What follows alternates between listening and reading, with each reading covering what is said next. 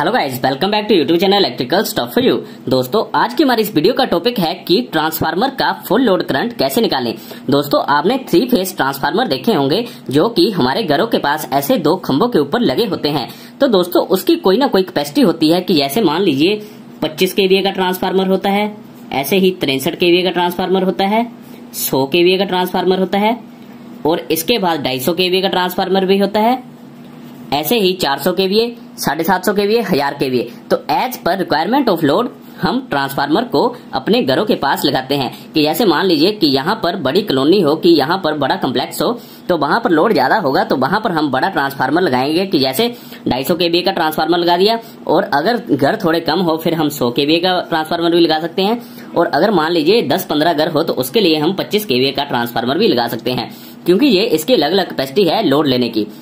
तो दोस्तों, अगर हमें निकालना हो कि ये ट्रांसफार्मर मैक्सिमम लोड मतलब फुल लोड कितना ले सकते हैं, वो कैसे निकालेंगे, तो आज की इस वीडियो में हम इसी के बारे में डिटेल में बात करेंगे कि अगर हमारे पास 25 kVA, 63 या 100 कोई भी ट्रांसफार्मर हो, अगर हमें उसका निकालना हो कि ये फुल लोड करंट कितना ले सकता है तो कैसे निकालें, तो इसके बारे में हम आज के इस वीडियो में बात करेंगे। तो चलिए दोस्तों, सबसे पहले हम बात करते हैं 25 kVA ट्रांसफार्मर की। अब दोस्तों, 25 kVA का ट्रांसफार्मर छोटी कैपेसिटी का होता है, मतलब ये 25 kVA तक लोड ले सकता है। तो ये कितना करंट लेगा, इसे हम कैसे निकालेंगे।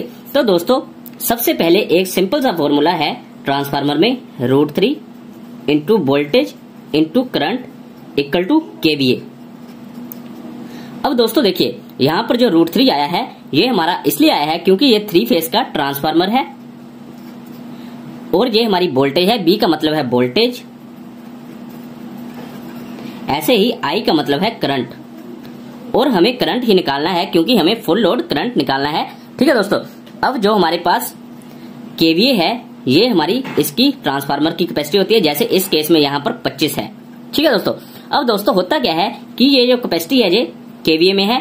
अब जो हमारी वोल्टेज है ये वोल्टेज में I करंट है। ठीक है, तो हमें KVA को पहले BA में कन्वर्ट करना है, मतलब ये जो किलो है KVA का मतलब KVA किलो वोल्ट एम्पेयर, इसको K को हटाने के लिए इसको 1000 से गुना करना होगा। तो जो हमारी BA आ जाएगी ये हमारे पास आ जाएगी 25,000। अब दोस्तों देखिए, K की जगह हमारा ये जो K था ये हमने 1000 से गुना कर दिया, इसलिए यहाँ पर K हट गया। तो जो हमारा 25 kVA की कैपेसिटी BA में आई वो आ गई 25,000। ठीक है, अब हम सिंपल इस फॉर्मूले में ऐड करेंगे तो ये हमारे पास आएगा √3 इंटू वोल्टेज हमारे पास दोस्तों यहाँ पर हम मान के चलेंगे 415 वोल्ट, और दोस्तों करंट हमें निकालना है क्योंकि दोस्तों कोई भी ट्रांसफार्मर है वो 415 वोल्ट पे ही 3 फेज सप्लाई देता है। अब ये वोल्टेज वेरी भी कर सकती है, कईयों की 440 वोल्ट होती है, तो वहां पर आपने 440 वोल्ट यूज करनी है फॉर्मूले में।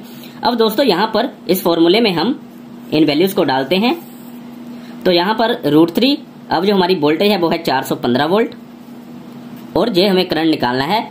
और दूसरी साइड हमें पता है जो हमारी KVA है वो हमने BA में कन्वर्ट की है, तो ये हमारे पास आ गया है 25,000। अब जो हमारा करंट है I इस साइड ही रह जाएगा, तो ये आ जाएगा 25,000 भाग √3 गुना 415। अब दोस्तों जब हम इसे कैलकुलेट करेंगे √3 इंटू 415 को, तो √3 की आपको वैल्यू पता है 1.732 होती है। तो जब हम इसे गुना करेंगे तो ये हमारे पास आ जाएगा I इक्वल टू 25,000 भाग, अब इसकी वैल्यू आएगी 718.78। ठीक है दोस्तों, ये जो है √3 इंटू 415 किया तो ये हमारे पास इतना आया। ठीक है, तो जब हम इसे अब कैलकुलेट करेंगे तो ये हमारे पास आ जाता है 34.78 एम्पेयर। तो दोस्तों इसका मतलब ये हुआ कि जो हमारा एक 25 kVA का ट्रांसफार्मर है उसका जो फुल लोड करंट है मतलब FLC है वो हमारे पास आता है 34.78 एम्पेयर। मतलब हम 25 kVA के ट्रांसफार्मर पर मैक्सिमम लोड 34 एम्पेयर डाल सकते हैं, जो एक LT साइड पे लोड डाल सकते हैं। ठीक है दोस्तों, अब दोस्तों हम इसी प्रकार से 63 kVA के ट्रांसफार्मर के लिए निकालेंगे। अब दोस्तों हमें फॉर्मूले का पता लग गया है, फॉर्मूला हमारे पास सिंपल ये है I equal to KVA upon voltage into √3। ठीक है दोस्तों, अब यहां पर फिर से हमें इस केस में KVA कितना है हमारे पास 63, तो हमें जब इसे BA में करना है तो ये हमारे पास आ जाएगा, इसको हम गुना कर देंगे 1000 से, तो ये आ जाएगा 63,000। ठीक है दोस्तों, तो ये हमारे पास BA आ गया।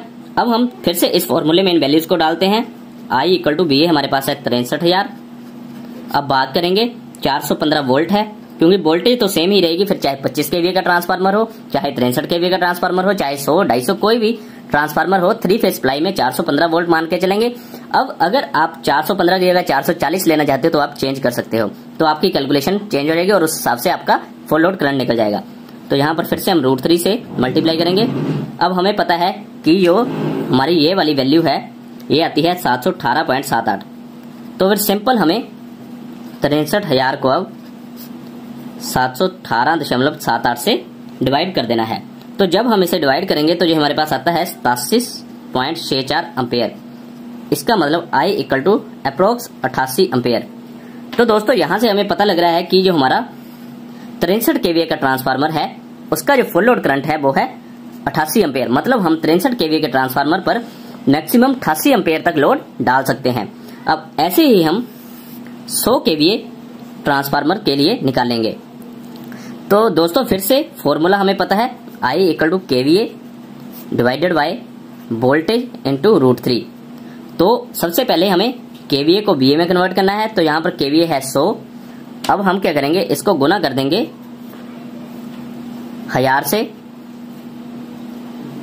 तो जब हम इसे गुना करेंगे तो ये हमारे पास BA आ जाता है लगभग 1 लाख। ठीक है दोस्तों, अब फिर से हमें क्या करना है, इस फॉर्मूले में इन वैल्यूज को डालना है। I = 1 0 फिर 3 0 भाग 415 क्योंकि वोल्टेज है हमारे पास। उसके बाद ये √3।